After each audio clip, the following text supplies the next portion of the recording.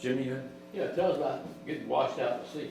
Bring that back up. Yeah, just basically, that was one of my more interesting or fun experiences. For you. Yeah, maybe for me, maybe not for me either, but Coast Guard had fun. They enjoyed it. Basically, I was diving one day. We had a 10-foot outgoing current. I was diving in the sound in that spot where I was showing that video, and the current was so strong it was dragging me. And I thought, well, that's okay. I can crawl. I'm crawling into the current. It's dragging me back. I'm crawling into the current, dragging me back. I was supposed to be down for an hour. After about 15 minutes, I came up, and I was so far behind the boat, I couldn't believe I got that far behind the boat. I was yelling. My boat captain couldn't hear me. He wasn't expecting me up. He was looking, but he didn't see me. The sun was just coming up. It was like probably 8:30 in the morning. So the sun was real low, and it was right on the water, right to where I was. The current was going out, so it was heading east. So I came up east of the boat. I came up, just kept getting drifted out to sea, and he called Doty, and fortunately, he called people. He didn't wait and go, after an hour went up by, and I wasn't up, he knew something was wrong. He called Seato, they called Doty, they called the Coast Guard. I kept thinking, I hope they didn't call Doty. I wanted to just go. So I'm floating out there. I ended up, Coast Guard came out, they sent helicopters, they had boats, Seato was out there in boats. It was humbling because you feel bad that all these people had to come out and look for you. And the Coast Guard found me after about 2.5, 3 hours. I was 3 miles out, I was 2 miles south, and I knew, it was one of those days, it was January, it was flat calm, it was a beautiful day, and it was gorgeous. It was like 65 degrees, I had a dry suit on, it was actually a little warm. And it was just beautiful out. And there were dolphins everywhere. And I kept going, did you see that movie where you towed me into shore and saved me? They didn't see the movie. But you're out there the whole time. And I remember thinking, I couldn't have planned this better. And I think I said, there's only two things you can do out there, and that's swim a little bit and pray. And that's all you can do, right? There's nothing else you can do. I really wasn't worried that something was going to go wrong. I mean, I thought, well, this could be it. Or, But I knew that the tide was going to change and start pushing me in. And so I thought, well, I just have to conserve my energy. I was kicking real lightly, just trying to mitigate that outgoing tide. Just, very slowly kicking. I didn't want to overexert myself. I didn't want to get cramps.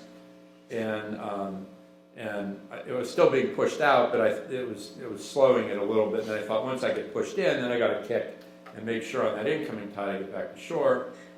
In the meantime, I thought, the whole time you're out there going, nobody knows I'm out here. I thought, well, maybe something happened to my boat captain. Maybe nobody knows I'm out here. And I hear later, people all around Richmond Hill are going, "Do you hear about Bill Eberlein? Do you hear about Bill Eberlein?" And the Seato was out, and all of a sudden I saw 2 helicopters in the air. They were red, and I'm like, oh, thank God. I knew what they're out there for, And then I saw the Seato boat and the Coast Guard boat go out, and then they split off. And I have an inflatable buoy I carry with me, and it's like 6, 8 feet tall, about this big around, it's red, and I filled that up, and I just kept waving it to the helicopters and the boat, and it didn't take, probably another half hour, one of the Coast Guard boats saw me and came and got me. And it's pretty, I always said, you see on these movies where people, like they're in the desert or something, and a helicopter's coming, and they're going, I'm here. And the helicopter's coming at them, they're waving and yelling, and you go, well, you idiot, of course they're coming, they see you. And I'm doing the same thing, I'm waving this thing, and the boat's coming right at me, and they keep waving, and I go, but I got there, and they were, and I'm like apologizing to these guys on the boat. I'm sorry you guys had to come out here for this, it's all my, and the guy's like, no, this is great, we never get to save anyone, usually the people are dead. So they were glad I wasn't dead, I was glad I wasn't dead. Nobody, I think was glad I wasn't dead. How did you stay afloat? I dropped my weight belt. You have a rubber suit on, Yeah. and I couldn't have sunk. Once I dropped my weight belt, I couldn't have sunk if I wanted to. You're wearing a rubber suit, you're floating way up, and then I have a jacket I fill with air to, because you wear more weights, you wear enough weights to keep you down, and you put air in your jacket so you can come up. So once I dropped the weight belt, I couldn't, and actually I think, if I remember right, I had raised weight belt that day because I had lost my weight belt and I was wearing raised weight belt. I told them, I lost your weight belt. But Ray and Doty and Gene Brogdon and a bunch of people came out looking for me. So what have you changed since that experience? A lot of things. Where did GPS? I went back. Well, I have an underwater GPS that Ray had actually bought me, and it was sitting at home on my desk that time with a radio on it. But I wear that if I'm out there. I don't dive that spot with strong outgoing tides. And what I had done originally is I always tied off to my anchor line. So I always had a rope and I tied to the anchor line.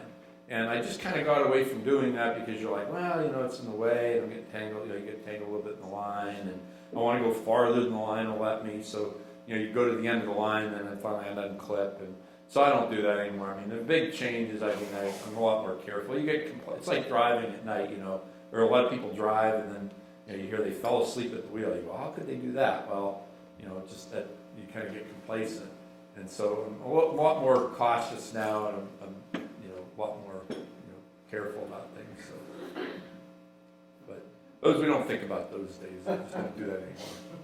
Any other questions? I know we're probably over time. Well, thank you guys very much for having us. Thank you for coming.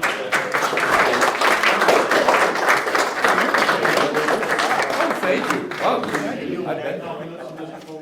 No, we never.